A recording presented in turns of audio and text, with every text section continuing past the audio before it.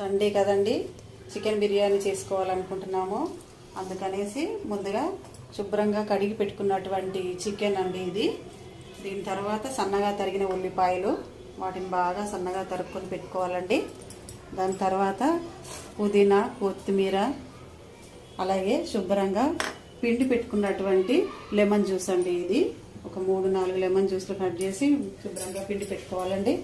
దాని తర్వాత మనము స్టవ్ వెలిగించి పొయ్యి మీద ప్యాన్ పెట్టి అందులో ఆయిల్ బాగా వేడెక్కనివ్వాలండి. వేడెక్కిన తర్వాత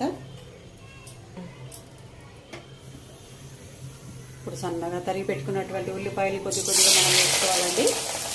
కాస్త స్టవ్ తగ్గించుకుంటే పైన పడకుండా ఉంటుందండి. 2 సార్లు వేసుకుందాం మనం వీటిని. బాగా వేయలేదో చూసుకోవాలండి. బ్రౌన్ కలర్ వచ్చేంత వరకు ఇది ఇలాగే ఉంచాలండి. దాని తర్వాత ఇది బాగా బ్రౌన్ కలర్ వచ్చే లోపల మనం దీన్ని మ్యారినేట్ చేసి పెట్టుకుందామండి. దానికోసమని ముందుగా ఒక బౌల్లో చికెన్, ఫ్రెష్గా కడిగించిన చికెన్ మరియు దానిపైన ఎంత కారం, 2 టేబుల్స్ కారం తీసుకోవాలండి. 2 టేబుల్స్ ఎక్కువ తినే వాళ్ళు అయితేనేమో కాస్త ఎక్కువ వేసుకోవచ్చండి. తర్వాత 2 స్పూన్లు ఉప్పు అండి. 2 స్పూన్లు మీ రుచి తగినట్లుగా 2 స్పూన్లు ఉప్పు తీసుకోండి. పిండి పెట్టుకున్నటువంటి లెమన్ జ్యూస్ అండి ఇది.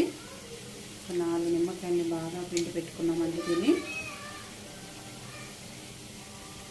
ఇలా వేసేసుకోండి. కాస్త పసుపు వేస్తున్నామండి. ఒక చిటికెడ కంటే కొంచెం ఎక్కువ వేసానండి, అంతకంటే ఎక్కువ వేసుకోకూడదు. దాని తర్వాత అల్లం వెల్లిపాయ పేస్ట్ అండి ఇది. ఒక 2 టేబుల్ స్పూన్స్ వేసుకోండి. పర్వాలేదు, అల్లం వెల్లిపాయ వేసుకోవడం వల్ల.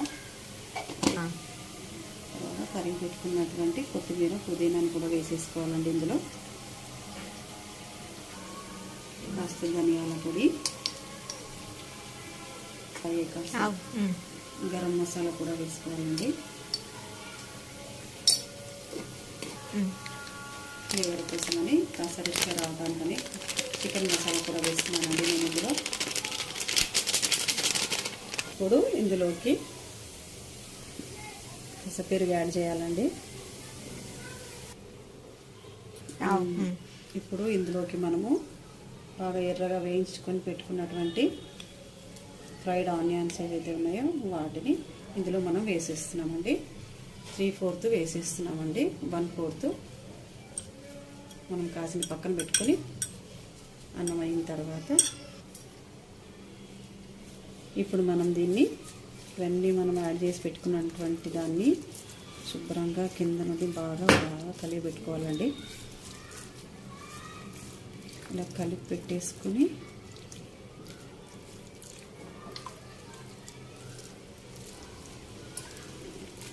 ఇలా అన్నీ బాగా కలిసే విధంగా దీన్ని మ్యారినేషన్ చేసి ఒక అరగంట పక్కన పెట్టుకోవాలండి మనము. ఇప్పుడు మనం బిర్యానీకి కావాల్సిన రైస్ని కుక్ చేసుకుందాము. ఇప్పుడు మనం బిర్యానీకి కావాల్సిన రైస్ని స్టవ్ పైన పెట్టుకుందామండి. ఒక పావు రైస్కి మనం 3 గ్లాసెస్ ఆఫ్ వాటర్ వేసుకున్నామండి. ఇందులో మనం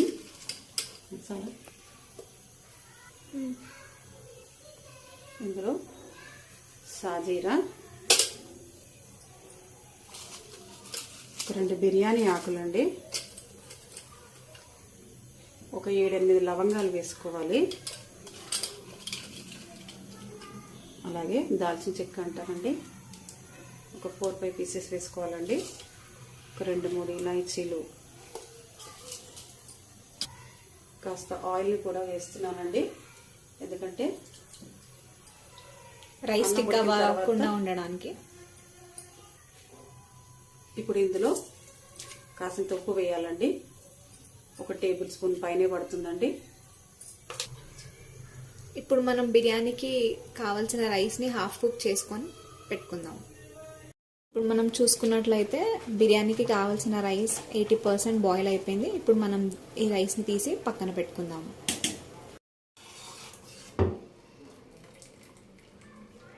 మిగిలినటువంటి ఆయిల్ మనం మొత్తంగా ఇందులో పోసేస్తున్నామండి. చేసి పెట్టినటువంటి చికెన్ మిక్స్చర్ ఉందో దాన్ని మనం పూర్తిగా దీంట్లో వేసేస్తున్నామండి. పూర్తిగా వేసేసుకున్నామండి.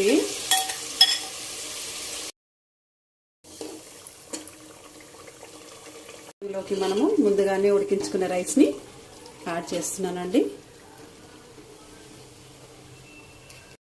మనం ఫ్రైడ్ ఆనియన్స్,